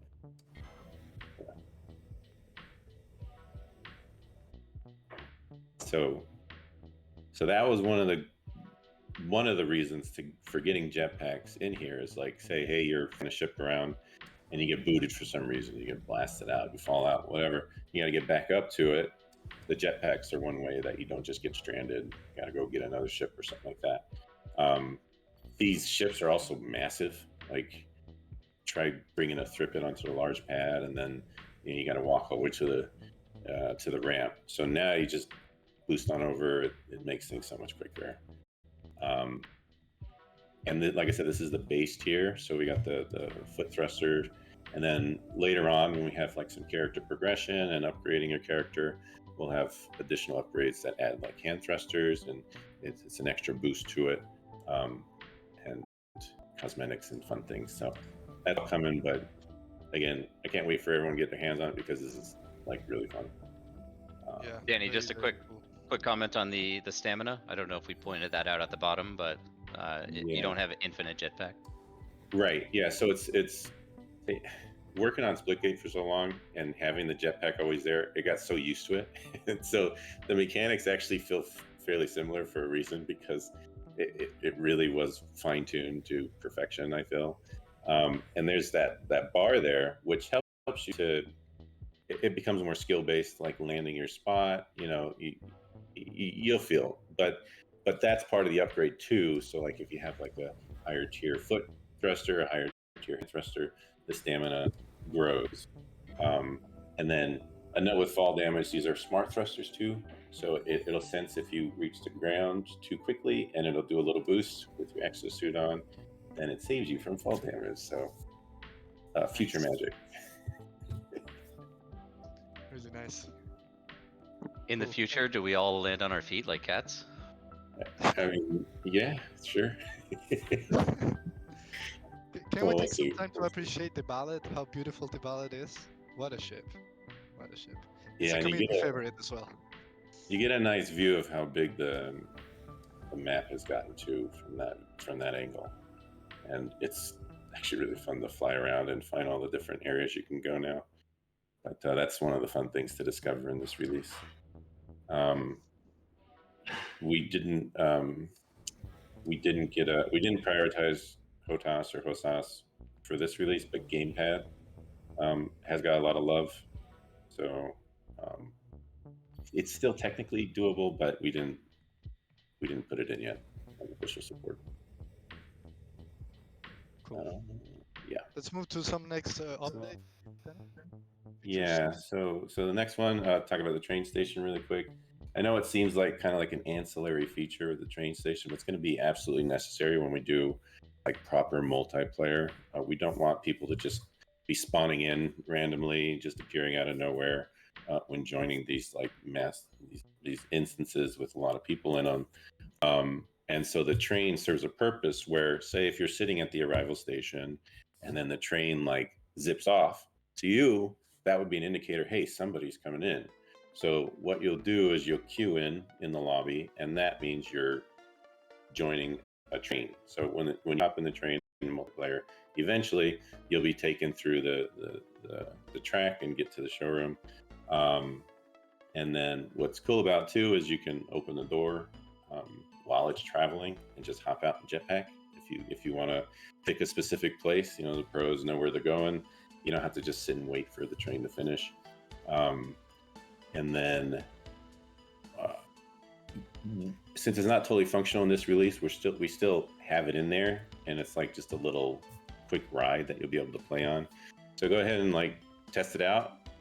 You can open the doors and start it, and ride it to the origin in the tunnel, and then come back. And it's actually an experience all its own because of how big this map is and all the major volumes that you see. Like there's some like crowd stands and these big like cliff walls now, and just watching that go by, it's kind of jaw-dropping. It's a really fun experience. So even for that, like we kept it in here just so people can test it even before it's totally functional. So have fun with that. Nice. And next item is the photographer career. So this one's an interesting thing because it's technically the first on-chain career path. It's not actually like on-chain like immediate rewards, but I'll explain how it's going to work. So the philosophy behind the game, all our products, is like, if you put in energy, we want you to capture that energy and own it in some way. And we've already built some mechanics. So walking around, for example, we could at some point, you know, whatever you're looking at, we can give you, somebody can offer you money to look at something. That's an energy that someone's putting into the game. With photo mode, we already have that working. It's a time drain. You know, people like it, but it's a time drain. So how do we capture that energy that you put into it? So with photographer career, what we're doing is, like, if you go into your photo gallery now, you'll be able to publish and directly from the game, and it'll publish into a forum on the community Discord. And so we'll have like once a month or once every 2 weeks, I don't know if we figured it out yet, competition. So whoever's the winner of that competition, it'll post your public address, and it won't post your name. It'll just post your public address and your photo. People will upvote it, and then once a month we'll mint that as a poster and send it to that wallet address. So no middleman there. We just send you all the inventory, and you can do whatever you want with it. Don't have to sell it, put it on the marketplace, whatever. But that would be the on-chain reward. So that's a cool step. It's the first on-chain thing that we're doing in Unreal. It's pretty cool. Awesome.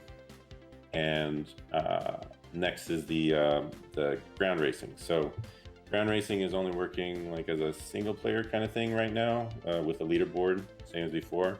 But I said we've totally reworked the physics of like hover mode, and it's really fun. And it's the racetrack is pretty huge. There's a lot of things to play in it. So yeah, have fun playing with that, getting some leaderboard. I think the gates support up to extra small ships. So like Lobies and X4 ships in those class can run through the gates. And anything with hover mode. Nice. Actually, I heard, Danny, that you really like the lobby, right? well, the Lobies come along so great. I think it's one of our iconic ships. You'll see it because it's kind of like the fun of having like a muscle car, but you're flying and you got guns and sounds crunchy, and it's got this cool like cockpit where it just looks like you're driving a car. It's really cool. I think people are gonna really like it. Yeah, it's a beautiful ship. Nice. But yeah, the experience just playing the race is totally different than what we've had before. We also have a new air track. The current air track, or the one in R2 in the showroom, has been changed to fit the new landscape, and that's really fun too. So yeah, have fun with the new races. And then the dogfighting arena has been completely changed. Big improvement there visually, and with the new HUD and This is the old one we're showing, right, Danny? It's just yeah. Before, after, you can see the massive change. So another big change about this is you see all the landing pads. Those are functional. and you can bring up any of the ships that fit on it into the dogfight and play the dogfight waves with any of those ships. So this is unfair. So people who have got like the bigger ships with stronger firepower will have an advantage, sure, but we wanted to also apply that as like a way to test the different ships, like what becomes the meta and what are people like using and having fun with, and so that's all part of the design. So don't worry if you can't compete with like an air bike versus a envoy or herb or something like that, you know. So we want to gather those numbers. But anyway, it's a pretty map now. New lighting, new set, everything's brand new. It looks great. And these landing pads, this you can kind of see everywhere. It's like this Armstrong environment set, and these are modular, so we can put them anywhere, add as many pads as we want, different sizes that we want. So, and a quick look at the current state of the C9.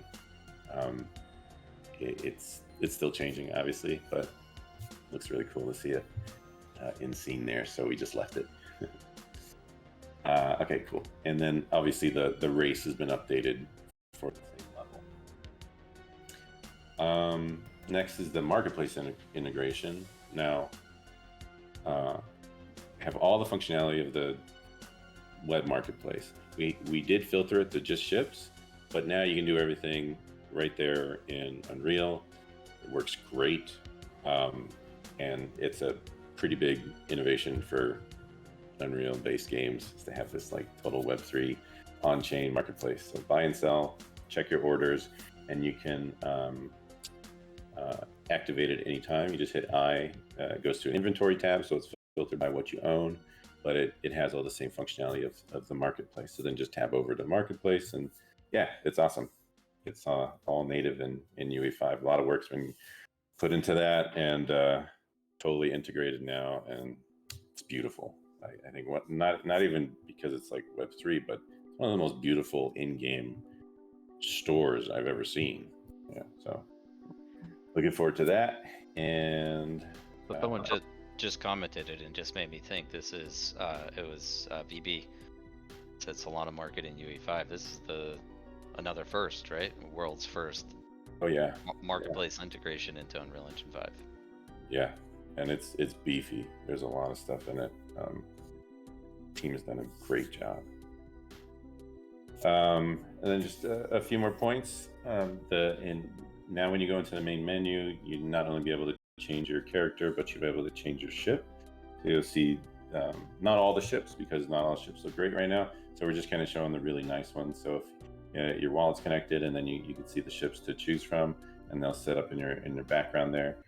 That also applies to, like, right now when you select the character, and that's the character you play in the game. So for stuff like dogfight, so you set up the ship and your character, and then you jump in the dogfight or race or any future game modes that we do where you want a ship to just be right there. You're able to set it as your default ship, and it's a cool little lobby for yourself, and eventually be expanded. Yeah, so those are a lot of the big fun things. There are other things that I wanted to leave private that don't want to mention now, but just in general too, that we've been working. We have DLSS 3 now in there, so with an NVIDIA card, we'll see some boosts there. It's working actually really nice. I like it. Yeah, we did general optimizations like material libraries. The H-slot systems now help with the world partition map, so it's like more of these, like we had to convert the showroom to world partition, and now that allows like streaming of these big levels. It allows us to grow the level much bigger, because it's all streaming open world. Like I said, you can go like 88 kilometers squared now, so that'll definitely support the entire mud CSS at some point. And yeah, so there are things we are hiding behind experimental mode. So when you jump in now, you'll see an experimental mode toggle. So that will open up some maps that aren't done, but we want to get feedback from the community. Some modes that aren't totally done, but we want to, again, get feedback from the community and let people see what we see and to play around. And so now we have the flexibility to just dump a bunch of cool stuff behind experimental mode. And so that also prevents people from just coming in without any education. They don't click experimental mode, they'll be able to see the more nicer, like polished things. So I feel like the community here will want to see experimental mode, but it's an opt-in. Yeah, that's kind of all the big things. There's still big things that you'll all see next week. Yeah, Danny. I wanted to tease a little bit with that, guys. There are surprises as well that we're not mentioning here. That we just don't want to spoil everything for everyone, you know. Let me tease a little bit here. There are surprises, guys, that you literally don't even expect that are coming with 2.1. But that's all I'm going to say. That's all I'm going to say. Cool, Yeah. Danny. Anything else before moving to the next question, Danny? No, I don't think so. There's so much I want to say about those things, and I wish I could, but it's hard. I'll keep my tongue tight. Sounds good. Sounds good. So, Danny, now a question that I have for you is, what are some of the foundational changes that we have made inside the UE5 game that will actually help to build into the future, that will help improve overall? Yeah. So first thing is the gas system, and we kind of mentioned it before. A lot of the work in this year has been converting stuff from the previous year into a more scalable system and more in line with like the network abilities and the replication over the network. And so the gas system, like attributes for ships and the stuff that we brought in for the animation graph for characters, makes it easy for us to add more animations like the jetpacking stuff, and makes it easier to replicate it as well for the ships. So like all the attributes that the designers can put in now for how powerful the weapons are, how powerful your shields are, and that kind of thing, and on a component level, is easy for us to put in input and then replicate over the network. That's a huge thing. It was a major effort from the team. Building out foundational systems for like openable, interactable objects, doors, ramps, desks, toilets, seats on ships, these kinds of things, setting up the pipeline for all of that to be easy to add for artists and designers to tweak and get them to work, not having to do bespoke things for every ship. And then another thing is we because the interactables have been reworked as well. So we just have like this giant like F to interact thing and kind of like invasive on your screen. That's much more minimal now. You can have multiple things in the same spot where you can F to interact, like in the elevator, for example. You can hit F and then choose a level. So now there's like extra quality of life stuff like that. Like I said, the physics refactor was also another big effort. Setting up all those systems so it's easy to add new ships quickly. So hover mode, yeah, really interested to hear some feedback there, because it's quite polished and really fun to just get around and fly in hover mode. It's cool. And flight mode too has some improvements, and the cameras have improved the experience a lot. Performance improvements across the board make it obviously more enjoyable, and the systems work more appropriately when there's higher performance. Stuff like one of the things you'll be able to see too in the experimental mode toggle is while you won't be able to play with all of them, you'll be able to see some of the different size characters in just kind of like a teasing sort of way, but getting that retargeting for different size characters, because we have really big range from very tiny to like giant characters. And so making that all work, there's been some work on the secondary motion for like the tentacles on the Maurice and like straps. So getting that whole system working, like dangly bits is what we called it. And then for environments too, like right now, the ability to create different environments and have them also be multiplayer and different maps and selectable maps with different modes. That's something we put in. So now we can I'll get into that later, but never mind. So the we'll be able to release maps if we want to get feedback on a certain mode and a certain block out of a map early on that we might want to get feedback before we start putting into full production, and so we can align with your expectations. Yeah, one of the coolest thing that you mentioned, Danny, I think is the gas system and how it could interact with different environments and maps, and the possibility that it opens up for example, different game modes, right? You can create many different game modes using those configurations. If I'm not mistaken, please correct me if I'm wrong, Dan. Yeah, that was kind of something I was going to mention in a little bit, but yeah, this setting up that kind of a system allows us to be more experimental. It's kind of the whole idea behind experimental mode. Nice. So Danny, I have a follow-up question for all this, and it's a very important one. I really want to emphasize on this one because it's kind of like a follow-up to a question that I made you in the last Townhall, kind of like 10 months ago. So when you joined the last Townhall and you were speaking about UEFI development, you compared the process of UEFI development that it's like going from crawling to walking to running. And at that moment, you said we were barely crawling. What we all want to know now is where we are at now. Mm-hmm. Yeah, my response to that is that we're jogging now. We've gotten so much of these fundamental pipelines worked out, and the refactor, the major features that we need, like interior gravity on ships, for example. So like one person can fly a ship, another player can be in the ship and fly with it, and not just get tossed around like a ping pong ball inside there. So we have all these systems and pipelines set up now.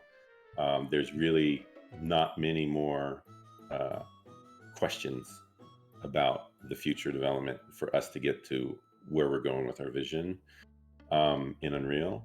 And so we're at that point now that, like I said, with the ships, we have the ship flight model in there, and we can quickly add, even if it's just a placeholder model, a way for players to interact with it, fly around and shoot and get shot and get blown up and respawn. There's all these different things that once they're in place, it allows us to create like extra game modes, like I was saying with experimental, and just have fun with it. I mean, I was talking with Brad about a deathmatch mode, and he did it in like a day, and he's got it playable because we already have the system set up. And yeah, there's extra work to get it like in full production, but if we can squeeze things out really quickly and let people see that, then we can get feedback. And then the other part about like jogging is like, hey, people were asking about the X6, like how long does it take the X6? It takes a long time the first time you do it. But now we've got other ships in the same manufacturer line where like the R6 come in, we're doing a refactor on the F4, and we're using items like shelves and kitchenette, even the table, lockers, drawers, beds, doors, seats for like the pilot seat. And those are all being used in our R6 and the F4, and it's going so much faster. And it's like head spinning, right? It's going so quick. And we're doing that with all the manufacturers. The Unabomb has got a lot. Now we're seeing the Grenaders like speeding up. And we'll just continue to see that. We got the pack light. Pack light can be used for some stuff in the ERP, So that's the jogging, and there's only really a couple of big things left. Like the server backend is a big thing that we're working on. It's tracking great. Got some really good tech coming, pulling back some fun things. But once we're able to quickly add modes and spin up like servers around these game modes, then we start running. That's when we start running. Some other things like the teams throughout this year and the departments have really settled into a stride. All of our vendors, we don't really see them as like individual vendors that we just outsource things to. We take all the individuals in those vendors and we work them into our teams as if it was team extension. And it's all top down from the directors of each of the departments. And every day there's dailies for all the different departments, and they catch up, and they're all just little teams. It's all just everybody working basically as automata, and yeah, it's been going really well this year. We have like internally we have this really comfortable like video chat system where it's kind of a bunch of like glass conference rooms, and everyone gets to see everyone else working. It's this really great energy that you get when you see. Sometimes every single room is full of people just like jamming away, and we've got like 25 rooms in there, and big groups, and it's really fun. So the remote work and the time zone differences have kind of been helped out because of that. Allows for like really quick collaboration. Like Discord's just great for that. And yeah, that's. I think there's a lot I can go into, but that's basically the overview. Yeah, team is killing it. It's just going to keep compounding from here with all the stuff that we've already done.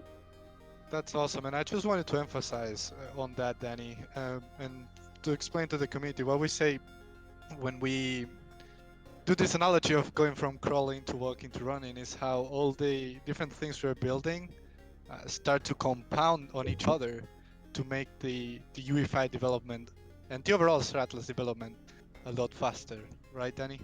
Yeah. Like I said, with the X6, that was one very clear example where you get a kit bash library of new objects that you built for that, and then you don't want to remake another the same like weapons locker. You're just gonna put in another ship, use the same one. Makes sense.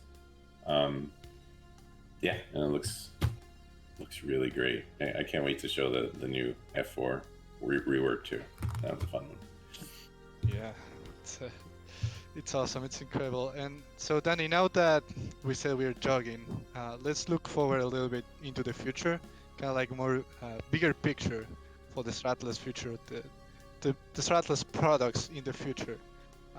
We wanted to get your take here since you're the Chief Product Officer. How are all the things we are building now going to tie into each other? What's your vision on that? Sure. Yeah. This it seems like there's a lot of products here, but it's all Star Atlas. It's all using the same economic layer on the blockchain in our market. Everything that you earn or purchase on the marketplace is going to be supported in all these different clients, basically. So we have something in mobile and web and Unreal, and say, for example, you took a crew member from one of them and you activate it in the client. Now that on-chain progression, no matter where you are, playing with that crew member will have a progressive effect while using it in any of the clients. And so that's kind of the quick way of saying, like, hey, if you want to play on Unreal, you get a more immersive experience, you're going to progress on chain. That's your jam, do it. If you're on the move and you're only have access to a web, maybe you can do some like supply chain movements, more grand strategy type stuff in the web, and maybe that's all you ever want to play. That's fine. Everyone works together. Let's take, for example, Season 0. That's going to be a big event where not only do we have like on-chain progression and it's a fully polished public game.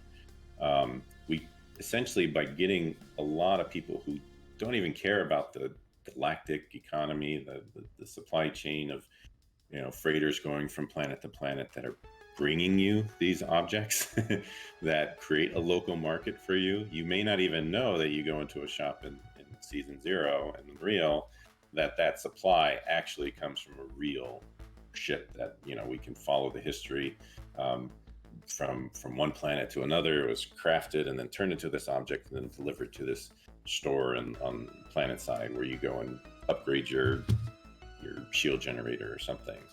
But that planet creates it's a local market, right? So people in Sage would see that, wow, why is there all of a sudden like a lot of market activity right here? I want to start bringing my things here, right? And say you get totally bored of both, or you just want to get out of the house. There's other ways of capturing energy there, and so we don't want people to feel so tied down to one thing. And with this with the blockchain, it makes it possible. So that's awesome. I don't want to leak too much there, but it's all one giant thing, and it's all Star Atlas. Yeah, I love that vision. Are you saying we are Star Atlas? That's right. We are Star Atlas, guys. And yeah, so long term, basically everything ties into each other across all the different Star Atlas programs, and this is something that hasn't really been done before, right? Using the power of the blockchain as well for this. Not sure, Michael, putting you on the spot, if you want to comment anything on this. I just want to know, when do we get Slide? That's the top requested feature, right? Yeah. According to the chat. It's awesome. It's coming. Yeah. Nice, Danny. So before we hop into some Q&A, just a recap, guys. We have R2.1 coming on June 1st. So that's awesome news that Danny dropped here. We also tweeted the video for the Pierce X6, so make sure to go give it some love. And we also just tweeted the showroom R2.1 date announcement. So make sure I'm posting it. Well, Dominic, you're fast, bro. Nice. So Dominic posted it in the Atlas Amphitheater chat. Make sure to also go give it some love. The picture for that looks incredible. The picture for that announcement is just clean. Little call out to Jonathan Berube for pulling that one together. That is that looks like a movie poster. It looks so cool. Yeah, looks super cool. So yeah, I think we can do some Q&A now, but before we go to the community Q&A, guys, if you want to ask any questions, raise your hands, and we'll let one or two people on stage to ask some questions. Man, do we even need Q&A? Just like Danny mic drop and let's walk out of here. Just to keep the tradition, man. Just to keep the tradition. No, I'm sure there's a lot of people that have some questions, comments, so we want to bring them up. Yeah, but before we hop on the Q&A, I think I'm going to ask the difficult question that it's on some people's mind. Michael, is Star Atlas going to be around in the future? Thanks, Santi. No problem, man. It is a question. It is a question that's out there, of course, and it's really unfortunate that this kind of perception and the level of confidence is overshadowing everything that we're accomplishing this year. I'm just going to kind of reverse the question and position it this way, ask a bit of a rhetorical. Have you seen us slow down in any way, in any capacity, over the course of the year? And if I answer that question directly, it's no. It's been the opposite. Our pace has increased. Our excitement, our enthusiasm, and our executables have only improved throughout the year. Nothing slowing down on our side. We have 100% confidence in the future of this vision, in the future of Automata, and the future of this decentralized ecosystem that is Star Atlas. I personally have the utmost confidence that we are not only going to be around in the immediate future, but into the indefinite future. The vision here, again, for anyone who'd never heard me or us say this at some point in the past, is we are building here a new digital society that has the potential to self-evolve. And that is because of the way that the entire system is being architected. It's because of the way that we are opening up access to IP and developing on blockchain that allows other people to build their version of this and their extension of this going forward. So I have, again, 100% confidence that we are going to be around. We've produced far too much value. We are a top project, not only in Web3, not only in crypto, but in Danny's words, we are setting the standards in the gaming industry today. That is recognized. Let me reassure all of you that people recognize the value that we've created here. And you, as the community, are the biggest asset of this ecosystem. How passionate you are, how much you love this, the fact that you attend all the time, that you participate in our events, you participate in our releases, that is incredibly meaningful. And Star Atlas will be around. Do I know what that looks like next year or the year beyond that? No, I don't. But Star Atlas is not going away. I can't put it any more succinctly than that, but we're here, guys, and we're here to stay, and we're gonna push this thing and innovate and operate on the bleeding edge, and this is not going away. Awesome, Michael. Nothing to add there. Just as always, a huge shout out to the community, and nothing will be possible without you guys. And thank you for joining everything, every event we do. Thank you for supporting us everywhere, retweeting, liking, anything. All the support really matters. So just appreciate you all. Appreciate you all. And sorry, Michael, for putting you on the spot like that. You know, that was a revenge for the Sage sneak peeks. Yeah, I'll remember that, Santi. I'll remember that this weekend. But look, it needed to be addressed. I don't think there's anything else to be said, but I'm very much looking forward to when we can just get past this point, get past that concern that's out there, because you all see what's here right now, and you all know what's coming. So, and we're not going anywhere. Awesome. Let's take one or two questions here. I see Puck the Pirate raise his hand, so Puck, I invited you to stage, my friend. Hey Puck, welcome to stage.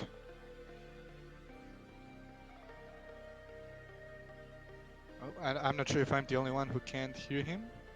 I can't hear him either. And as we wait for his audio to come on, I think obviously prudent. Anytime we have a guest on stage, we do like to have the questions directed at them. We have a very special guest today with Danny, so I'm sure there's questions about UE, but if you can tailor your question to Danny specifically, that would be appreciated. Of course, I'm here and Santi's here. Dom's here to answer questions as well. I will invite someone. Oh, Puck, yeah? Sorry about that. I was still on push to talk from the last chat we were in. No problem, my friend. I've got.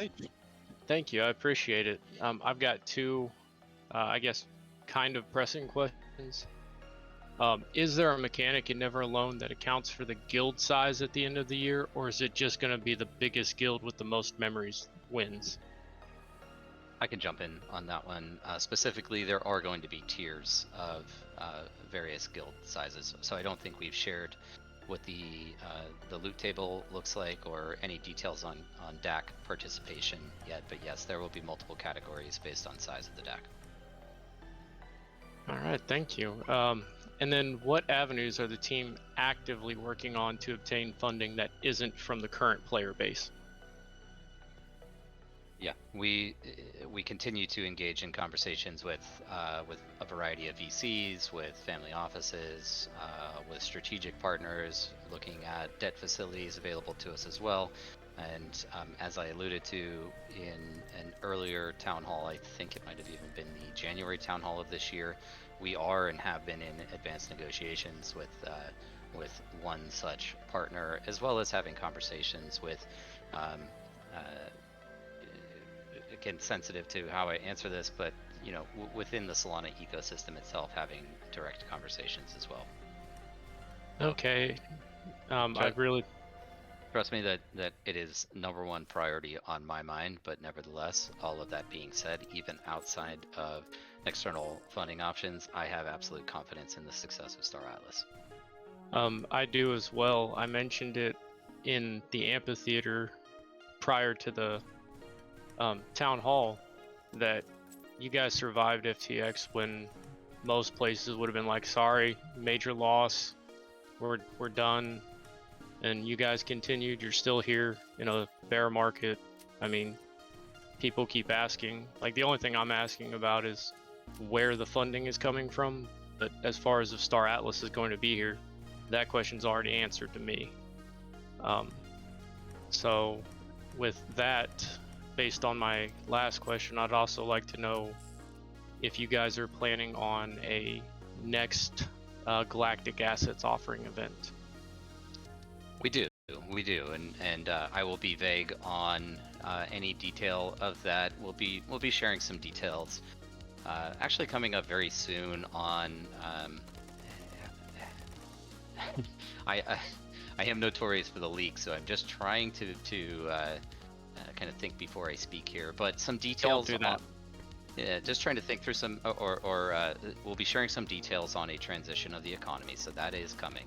And these are items that we've talked about for over a year now. So you can expect some information from us on that soon. We also have a few kind of upcoming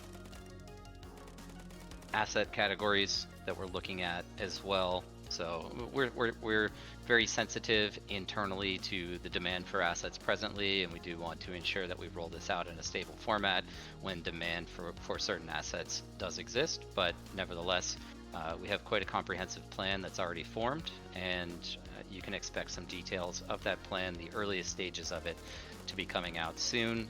And this is something that would continue on for several months at a minimum, and really likely to go on through the course of the year. Okay, and then my final thing's more of just a yes or a no, I guess. One of the issues that has plagued Star Atlas has been the communication between the team and the community, and this is the second time in a row that a major event has been scheduled to be released or announced within roughly 2 days. It doesn't give us a whole lot of time to be here and to actually participate. So is there any way that the Star Atlas team can work on a more structured and more community-friendly communication system? While I appreciate the feedback, with all due respect, I completely disagree. I think our communications have been absolutely best in class, particularly within the Web3 space. I think we share more information on a regular basis with our community than just about any other project that's community oriented and most well-established companies. So I think we're doing a fantastic job on communications personally.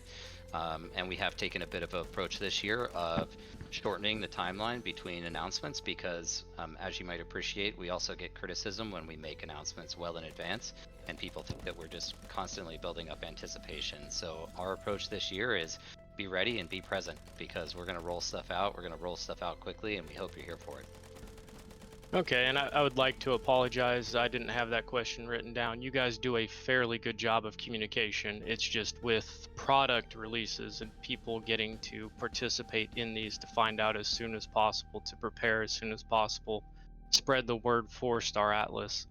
It's just been rough the last 2 months, but you guys are actually very good in this space compared, actually just in general, compared to most people.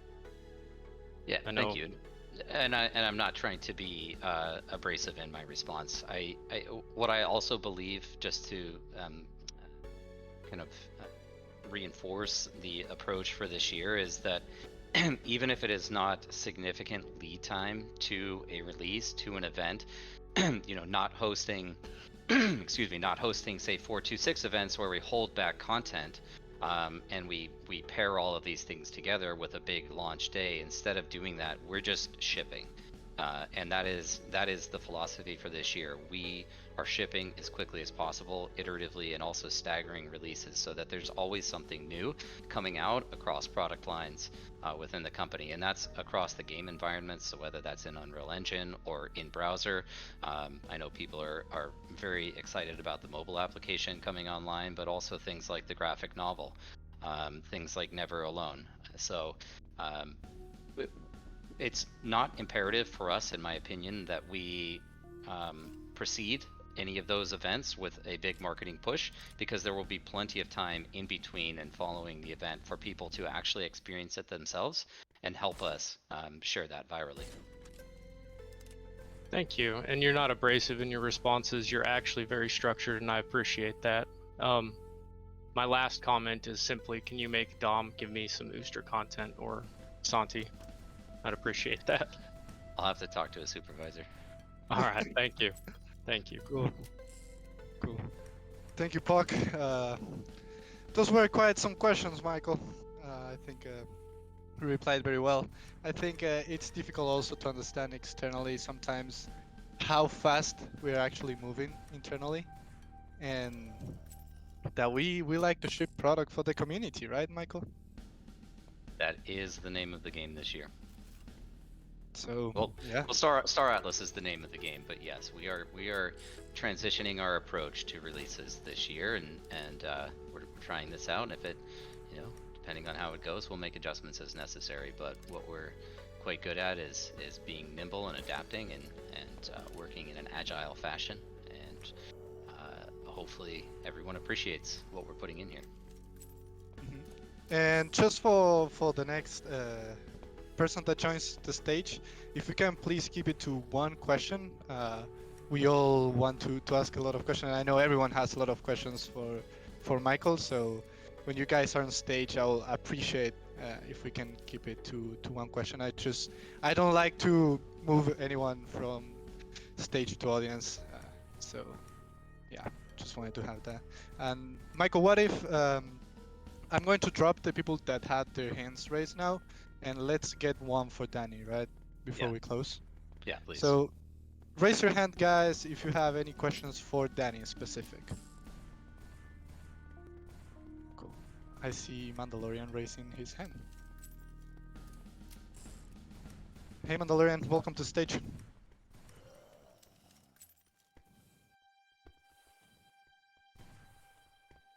I don't think we can hear him. Probably push to talk. Yeah, you might also be on push to talk.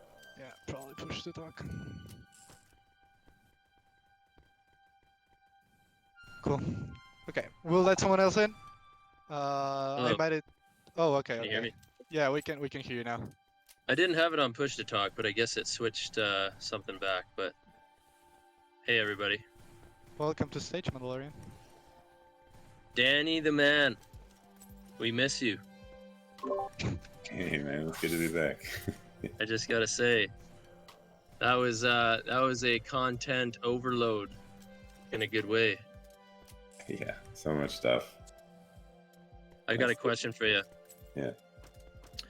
With the optimizations of 2.1, have you guys made adjustments to customizing settings, keybinds, sensitivity for flying, and stuff like that? Yeah, I mean all the keybinds for keyboard you can adjust. Gamepad, no, unfortunately. Not yet. But it's all coming, but yeah, not quite there. Hopefully you can rely on your if you have a good gaming mouse to quickly change sensitivity now. Yeah, fair enough. Well, we appreciate all the content you guys are putting out, and I don't know what in the F kit Buddy was talking about, but I think you guys are doing a bang up job, and we love you. Yeah, thanks, man. Thank you, No hard. Yeah, thanks, Mendo. No hard feelings at all. That's why we're here, and that's why we take questions at the end, because we're an open book. One more question. I think we gotta get it, because we haven't had enough hard questions. Our good buddy Signal is out there with his hand raised, so. We invited you to stage, Signal. Hey, Signal friend, welcome. There's probably something. Can you guys hear me? Oh, yeah, perfect, man. Welcome to stage, my friend. Awesome. Holy cow, man, Pac. Jesus, that was incredible. I was about to say, Michael probably thought I was tough you know, until he called on Bach. That was amazing. But I had a question for Danny. Clearly, there's been a ton of updates in 2.1. The game mode that I'm most excited about, of course, is dogfighting. Could you speak to some of the changes in the waves and mechanics for the NPC enemies that we're going to be encountering in the dogfighting mode? Yeah, sure. Let's see. So I mentioned earlier that you can play like with any ship now. There is still some. Yeah, the bigger ships have more firepower, but they also don't maneuver as quickly. So there's some balancing mechanisms there.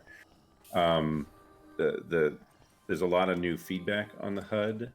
So the way you target and send off missiles and the hit feedback has changed. The targeting element is now like you actually see the 3D ship, and it's not just an image, and you'll see it like turning around, which is cool. The waves are actually much harder. But again, we wanted to see that how different ships of different strength performed. But off the top of my head, I actually haven't beaten it yet, so I don't know how many waves there are. Chip will be able to answer that. It was just recently changed from Brad, so I haven't actually been able to go and beat everything yet, and we don't have a god mode. I have to play it normally. Chip says 10. He thinks it's new to him too, so it's all like fresh changes. So yeah, that's primarily it. We tried to get to be co-op and to enable it for PvP as well. Didn't quite make it into this cut, but we're trying to at least use that as a quick way to test those kinds of things. That's awesome. I can't wait for, two-foot attack essentially at UE5. Yeah. If I could ask one quick little tweak on top of that. You said there were going to be enhancements to multiplayer for 2.1. Not that everything was fixed, but some things had been tweaked or optimized, I believe. Yeah. Could you speak to that a little more on what we could expect, just so we're not marching off a cliff going, oh my God, the multiplayer's been optimized, and what should we expect realistically walking into that day one, June 1st, on 2.1? Sure. Yeah. The thing is, we still have to do the P2P, like player hosting, which means ping is usually high, and that leads to just issues by itself. But we have made some improvements. For example, like the draw distance of characters is much further, and 12 waves. Thanks, Chip. And so we've been able to like sync up that kind of replication better. Just a lot more items that are replicated. There were issues where like the host can do things, but the people who join can't see it, or they can't do it, like hopping on ships even was an issue. So a lot of that stuff has been fixed. There are still things that are present because we're in parallel working on a proper backend server architecture, that all that stuff is being worked into that system. And so we want to give you enough so it's not like a totally broken experience, but that's, in the next big updates, that's when everything's going to be really smoothed out and properly structured. So yeah, I do want to manage expectations there. There's still going to be some hiccups, but it's playable. Awesome. Really excited for what you guys built. Obviously, you blew us all away with saying that every single ship was going to be flyable as of June 1st. I mean, we're talking the other side of the weekend. This is amazing. Thank you guys so much, and thank you for your time. Signal, we have one question for you because the community wants to know. Let's do it. When are you going to buy a ship that you don't sell a week later? Probably around the same time that I switched from an iPad to the PC. I'd say in 426. Okay, fair enough. Good answer. Good answer. Have a good one, guys. Thank you, Take care. Signal Man. Awesome. So I think we're over an hour and a half, very well past our hour and a half. So it's a good moment to close here. Um, Before we close, just a quick recap. We went through some news, some metrics on Never Alone, metrics on escape velocity, learnings from escape velocity, what's coming next for Sage, what's coming for the DAO, which are a lot of updates on that front, and looking forward to the debates. Lots of updates on R2.1, and we actually have Showroom R2.1 coming very, very soon. So next week, June 1st, for Showroom R2.1. So big news. We also had some little conversation about the future with Danny, and I think overall it was one of the best Townhalls we ever had. We shared the video of the Pierce X6 that we just posted on Twitter. I'll post the link again in the Atlas Amphitheater, so make sure to give it a retweet, like, comment. It really helps, and just to spread the word of Star Atlas. And I don't think I missed anything, Michael, right? Please let me know if I missed anything. Nope, that was great. I've seen the question come up a couple times. Dates for Sage. Again, we're really not sharing any dates. What I will just restate here. Very excited about we're sharing a date for 2.1 because that is coming next week. But the next release from that will be a DAO release, and then the next release after that will be the subsequent Sage release. So at least you guys kind of know the order of operations. But I'm gonna leave it at that. I think this was a fantastic town hall. Danny, thanks for joining us. Dom, thanks for supporting with all of the content sharing, and Santi, always a pleasure being up here with you hosting this event. Pleasure is mine, Michael. And yeah, anything to close? Anything you want to say to close, Danny, my friend? No, thanks. Yeah, feelings mutual. This is awesome. Thanks, everybody. Thank you for joining, man. It's always a pleasure to have you on stage. The committee loves hearing from you. I love the community. Thanks, guys. Yeah, awesome. And thanks to everyone in the audience for showing up with us. You stuck around to the end, so I assume you were not just here for the Never Alone code. Yeah. Thank you, guys. So this was the Atlas Townhall 39. Lots of content to be digested. Looking forward to all the videos from the creators. See you on the next one, guys. Ciao, ciao. Great weekend, everyone. Power to the people. And stick it to the man. See you, everyone.